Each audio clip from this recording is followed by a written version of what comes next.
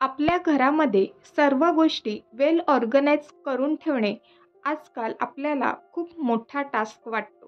कारण जागेची कमतरता. तसेच जसजशी आपली जीवनशैली बदलत जाते, जसं की रिनोव्हेशन करणे, नवीन सेटअप तयार करणे, काही नवीन वस्तू किंवा कपडे खरेदी करणे, एक्सेट्रा. वस्तूंची संख्या तर वाढत आहे, पण घरातील जागा तर तेवढीच राहते, हो ना? म्हणूनच वेळोवेळी रिऑर्गनायझेशन करणं तितकंच महत्त्वाचं ठरतं. नमस्कार, welcome to my channel create simple and easy. गेल्या वर्षभरापासून काही होम डेकोर चेंजेस केल्यामुळे होम फर्निशिंग रिलेटेड वस्तू वाढल्या आहेत. जसं की bedsheet, curtains, cushion cover, pillow cover, napkins etcetera. तर हे सर्व मी गरजेनुसार अगदी कमी जागेत सुद्धा कसं ऑर्गनाइज केलं आहे ते पाहूया. So let's get started. तर या आहेत डेली वेअर बेडशीट आणि वरील दोन फंक्शनसाठी यूज करते. एक्स्ट्रा एक पेअर बेडरूम आणि हॉलसाठी कर्टन्स आहेत. एक एक्स्ट्रा पेअर कुशन कवर जे की दिवाळीसाठी किंवा इतर फंक्शनसाठी यूज करते. आणि हे आहेत एक्स्ट्रा उशीचे कवर. तर या सर्व एक्स्ट्रा गोष्टी मी कसे ऑर्गनाइज करून ठेवते ते पाहूया. तर या सर्व गोष्टी सेपरेट ठेवण्यासाठी आमच्याकडे कोणत्याही प्रकारचं एक्स्ट्रा कॅबिनेट नाही. तर त्यासाठी हा एक कपड्यांचा कपाट आहे, तर तिथेच खाली थोडीशी जागा ॲडजस्ट केली आहे.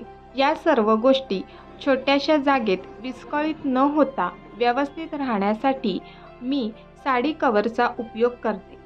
या साडी कवरमध्ये सर्व extra bedsheet, curtains, cushion cover जे काही आहे ते सर्व यामध्ये अरेंज करून ठेवते. तुम्ही जर माझे आधीचे काही व्हिडिओ पाहिला असाल तर त्यामध्ये मी ही ट्रिक शेअर केली आहे आणि याचा खरंच खूप फायदा होतो. तुम्ही जर दिवाळी डेकोरेशनचा व्हिडिओ पाहिला असाल तर दिवाळीचं डेकोरेशन करण्यासाठी ज्या काही गोष्टी मला लागल्या त्या मी अशा पद्धतीने ऑर्गनाइज केल्यामुळे फटाफट हाताशी मला मिळाल्या आणि माझी सर्वच कामं सोपी झाली.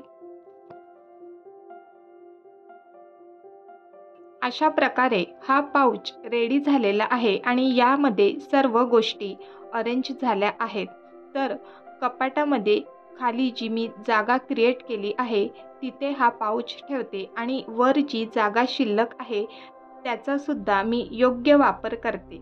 इथे मी दर आठवड्याला ज्या बेडशीट लागतात त्या ठेवते, म्हणजे मला तिथून घ्यायला त्या इझी पडतात.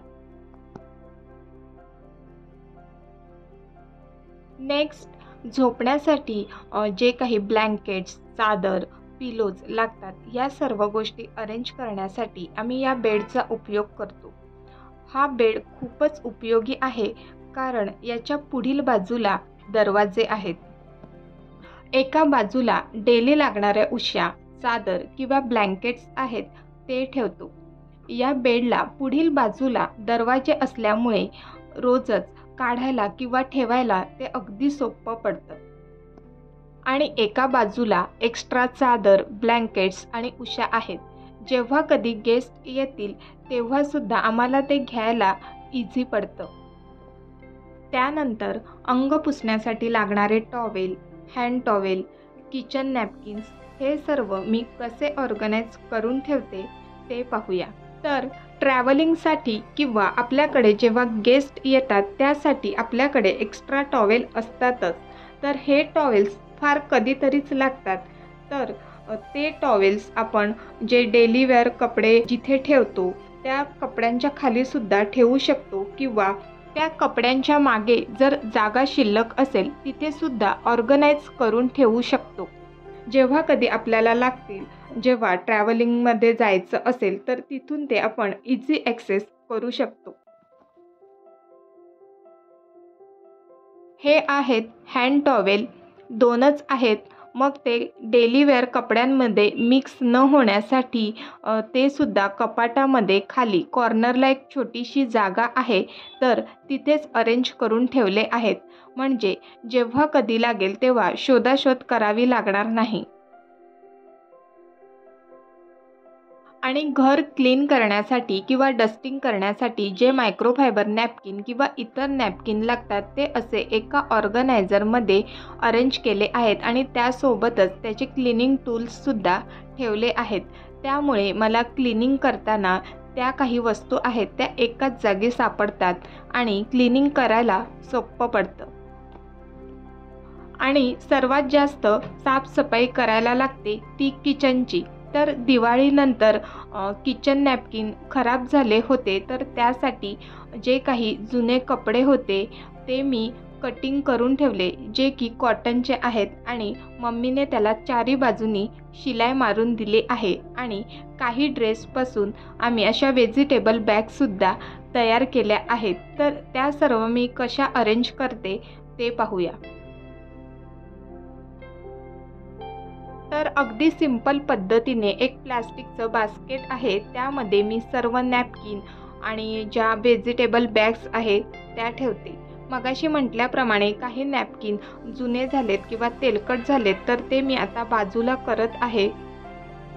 आणि तुम्ही हा कॉटनचा कपडा पाहत असाल तर यामध्ये मी गरम गरम चपात्या ठेवते. चपात्या कॉटनच्या कपड्यावर ठेवल्यामुळे त्याला शेद वळत नाही. अशा प्रकारे किचन रिलेटेड सर्व नॅपकिन मी या बास्केटमध्ये अरेंज करते. आणि हा बास्केट किचनमध्ये डब्यांच्या वर छोटीशी जागा आहे तिथे अरेंज करून ठेवते. Last but not the list, आपण घरामध्ये पाय पुसण्या वापरतो. मग त्या धुवून झाल्यानंतर त्याच्यासाठी सुद्धा एक जागा असायला हवी. तर त्यासाठी मी एक कार्डबोर्ड बॉक्सचा ऑर्गनायझर तयार केला आहे आणि त्यामध्ये सर्व पाय पुसण्या अरेंज करून ठेवते.